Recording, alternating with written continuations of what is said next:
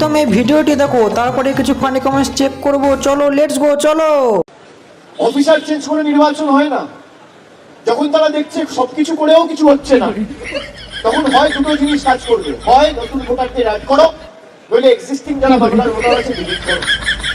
ইতিমধ্যেই আপনারা দেখেছেন বাংলা থেকে প্রায় প্রথম ধাপে 7 লাখ, পরবর্তীকালে 5.5-6 লাখ, এখন আন্ডার অ্যাডজুডিকেশনের যে লিস্ট 4টে লিস্ট বেরিয়েছে, তাতে প্রায় 14 লক্ষ ভোটারের নাম বাদ গেছে, যদিও তাদের সুযোগ রয়েছে।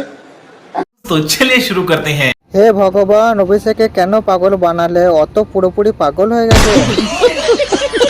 চোরের দল কত লুটপাট করেছে, আগে সেসব নিয়ে বল। যতই ঘে ঘো করো, মানুষ আর গেলবে না তোমাদের পিসি ভাইপোর কথা। 14 লক্ষ ভোটার নয়, 14 লক্ষ ছাপা বাদ গেছে। ভাইপোর আর 7 লাখ ভোটে যেতে হলো না রে।